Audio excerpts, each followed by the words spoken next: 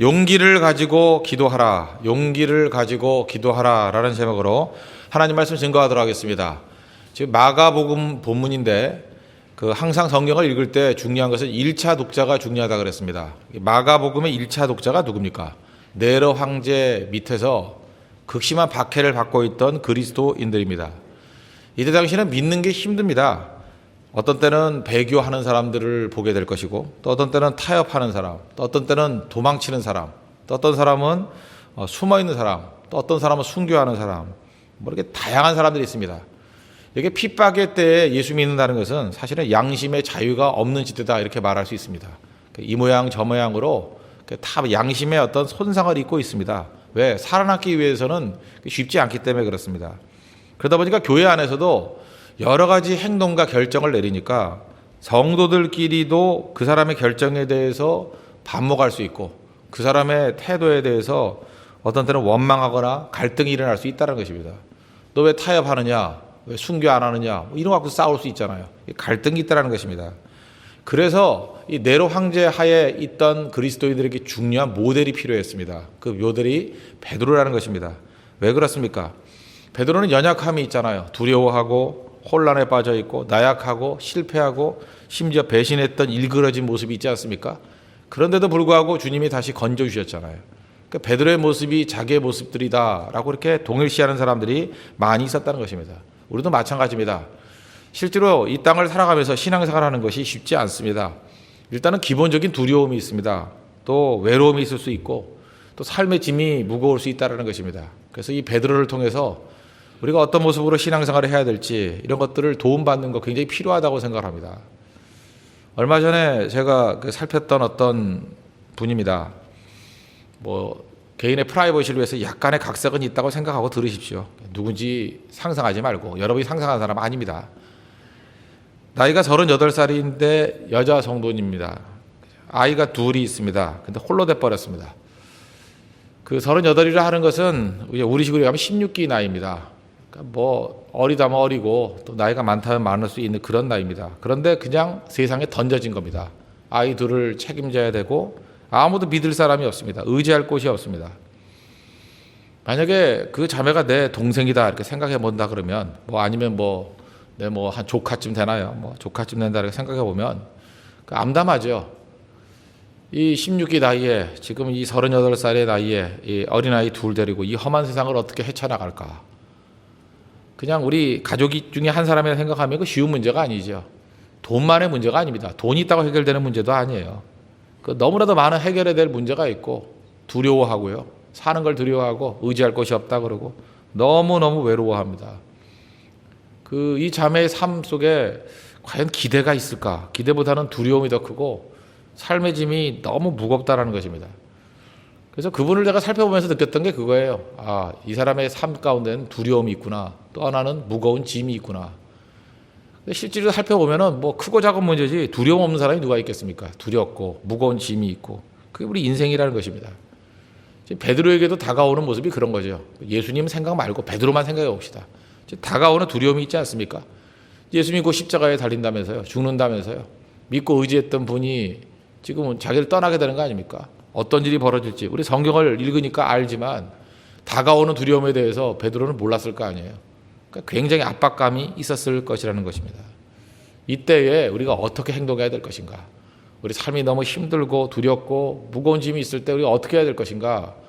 오늘 베드로의 모습을 통해서, 또 베드로에게 주시는 예수님의 말씀을 통해서 우리가 붙들 수 있다고 생각합니다. 두 가지 중요한 태도인데, 첫째는 자기 자신의 약함을 인정하는 거, 이게 필요하다는 것입니다. 내가 참 약한 존재입니다. 우리가 어린아이 같은 모습으로 예수님께 나아간다. 무슨 얘기입니까? 어린아이는 부모 앞에서 약함 표시하잖아요. 엄마 힘들어, 무서워 그러잖아요. 그러니까 우리 자신의 약함을 예수님 앞에 그대로 토로하는 것, 하나님 앞에 약함을 인정하는 것, 이게 출발이라는 것입니다. 예수님께서 14장 27절 보니까 너희가 다 나를 버리리라 이렇게 말씀하십니다.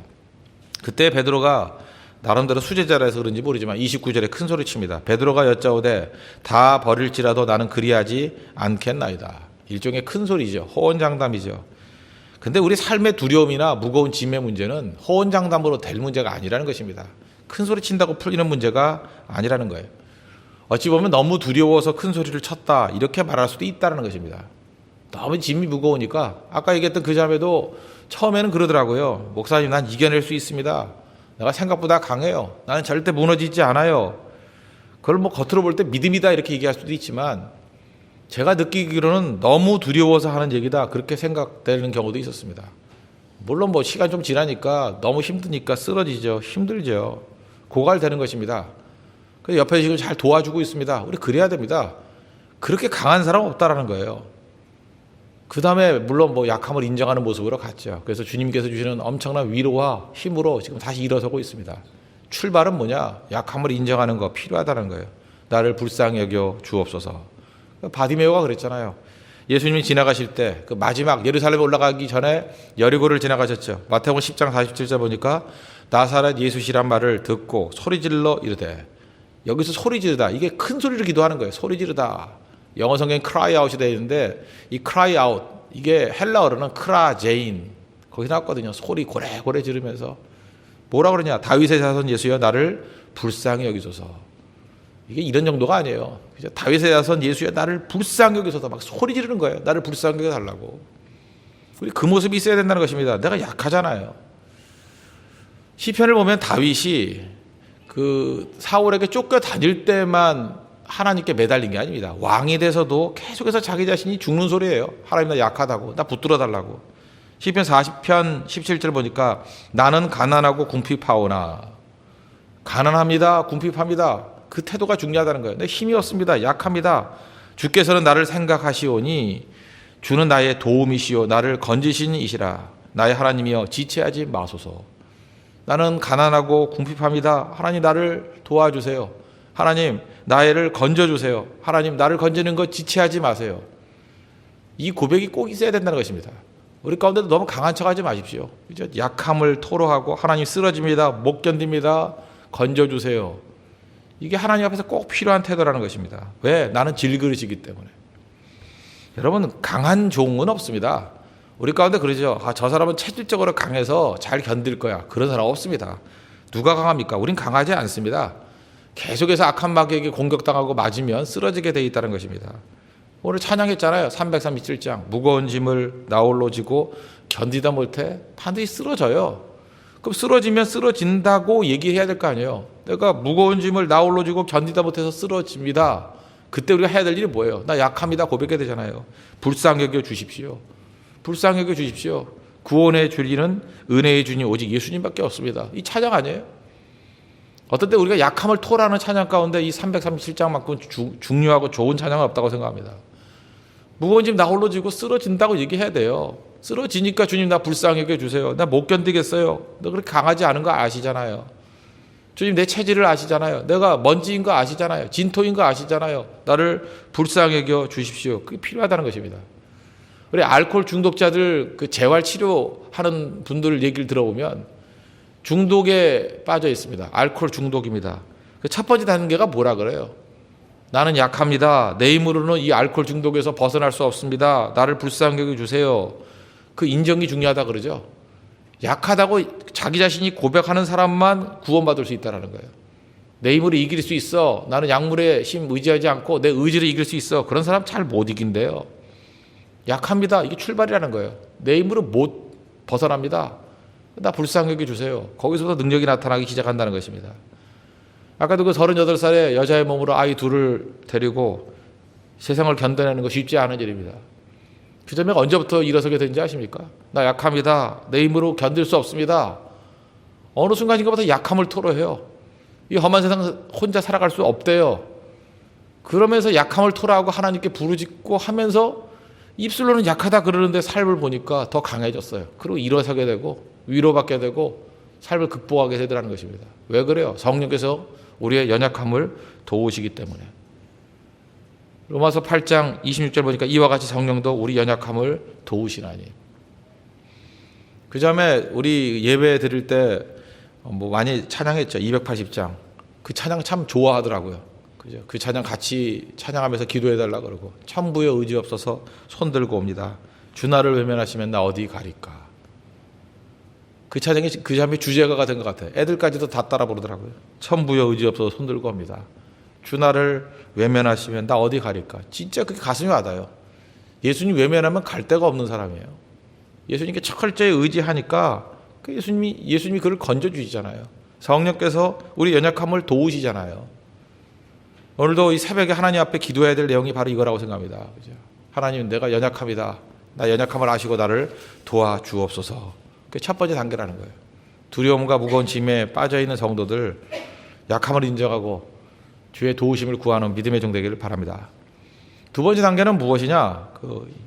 용기가 필요한데, 용기는 칼을 드는 게 아니라 기도로 증명해야 된다는 것입니다. 자기 자신의 용기를 증명하십시오. 칼로 증명하지 말고 기도로 증명해야 된다는 거예요. 운명의 시간이 다가왔습니다. 베드로가 칼로 증명하죠. 우리 읽었던 본문 그 다음에 있는데 47절을 보십시오. 곁에 서 있는 자 중에 한 사람이, 이게 베드로예요. 칼을 빼어 대제사장의 종을 쳐 그 귀를 떨어뜨리니라. 공관복음 다른 성경을 보니까 대제사장의 종 이름이 말고예요. 말고 귀를 쳐버렸습니다. 두려움을 자기 자신의 칼의 힘을 의지할 때 그건 해결이 안 된다는 거예요. 또 다른 두려움의 모습이죠. 결국은 50절 보니까 제자들이 다 예수를 버리고 도망하니라. 왜 이런 일이 벌어집니까? 칼을 들고 설치는 것은 내 자신의 힘을 의지하기 때문에 그렇습니다. 근데 아까도 말씀드렸잖아요. 내 자신의 힘이라는 게 이게 한계가 있기 때문에, 고갈돼 있기 때문에, 내 안에 있는 힘은 뭐 아무리 강한 힘이라 할지라도 한계가 있잖아요. 얼마 못 버틴다니까요. 그러니까 자기 자신의 힘을 의지하는 사람은 시간 문제예요. 언젠간 쓰러져요. 그래서 자기 자신의 칼을 의지하는 거, 이거 용기도 아닙니다. 그건 발악이라 그러죠. 발악이란 게 뭐예요? 그냥 마지막 한번 꽥 하다가 죽는 거죠. 우리가 많은 순간에 그 발악 같은 행동을 할 때가 많이 있다고요. 한동안 버티다 끝나버리는 거예요. 근데 진정한 용기는 뭐냐 하면 고갈되지 않는, 다함이 없는 능력과 연결되는 거 아닙니까? 그렇죠. 다함이 없는 능력과.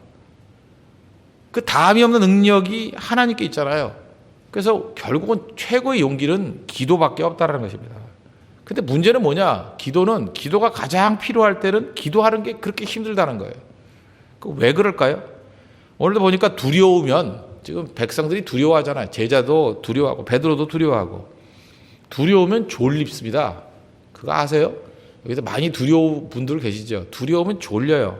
오늘 40절 보시죠. 다시 오사 보신지 그들이 자니 이는 그들의 눈이 심히 피곤함이라. 우리는 이렇게 생각하죠. 아니, 죽음의 위기 가운데 놓였는데 잘 시간이 어딨냐. 팔자도 좋다. 근데 이게 왜 가능하냐 하면 이런 거예요. 두려움이라는 것 자체가 엄청난 스트레스입니다. 여러분 스트레스 받아봐서 아시죠? 어떤 걱정, 근심, 두려움 이런 게 오면 내 머릿속에서 한시도 쉴 수가 없어요. 그게 너무 압박이 심하기 때문에. 그래서 그 스트레스거든요. 스트레스라는 건 그냥 1분도 안 쉬고 계속해서 우리를 압박하는 거예요. 그러니까 스트레스 때문에 잠이 안 와요. 근데 묘한 게 뭐냐면 스트레스 때문에 잠이 안 오는데 스트레스 때문에 너무 피곤해서 또 기도하려고 그러면 또 잠이 와요. 이해가 되세요? 무슨 얘기인지? 힘은 다 고갈이 돼버렸다니까요. 그래서 힘이 없어요. 스트레스 받는 사람에게 기도하면 되지 그러는데 막상 기도시켜 보라고요. 기도할 힘이 없어요. 넉다운 돼버린다니까요. 참 이게 아이러니인데 체력이 좋을 때, 컨디션이 좋을 때 기도도 훨씬 잘 돼요.